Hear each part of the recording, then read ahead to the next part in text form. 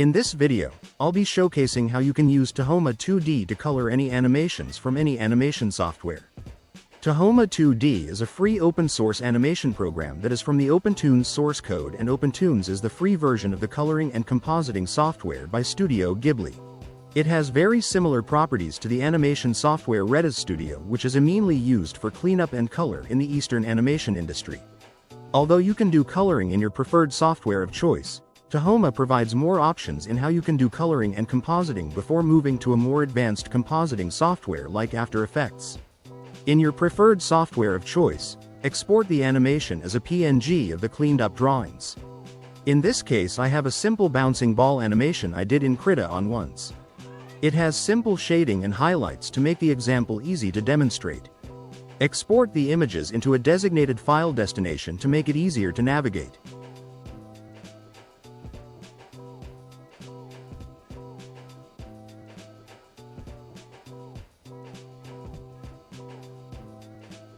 After that, open Tahoma and create the respective project file and scene file. Look for the Browser tab on the top right of the window. On the Browser tab, look for the exported PNG sequence files.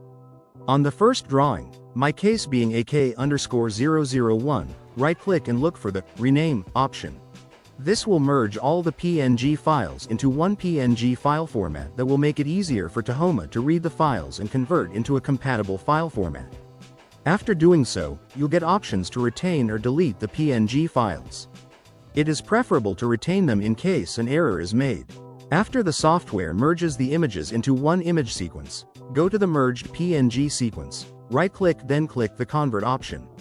You'll get options to choose the file format, which you will choose .tlv format. On Mode, check the Unpainted from Non-AW source, and the Apply Auto Close option.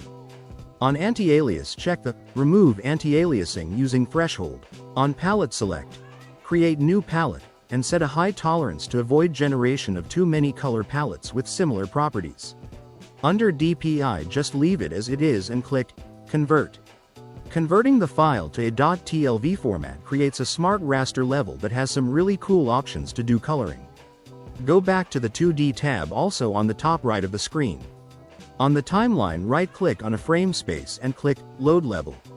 Look for the .tlv file and import the file. Importing creates a copy of the file, whereas Load reads the file from the initial location without creating a copy. This can be risky if you move the files from their original location. Importing is the best option to avoid errors. The .tlv will be imported as a smart raster level, which provides better options to coloring compared to a normal raster level. I won't be going deep into drawing levels in this video, but Darren has great videos on the subject. On the palettes, blue and red, which are the shadow and highlight separation lines respectively, are set to be auto-painted, which means they are colored with the first color palette they come into contact with. Videos that explain coloring more can also be found on Darren's YT channel. With the drawings being imported like this, you can easily color your animation without worrying too much about each color used, and since you can do some compositing in the software, you have more control on how each color palette is affected.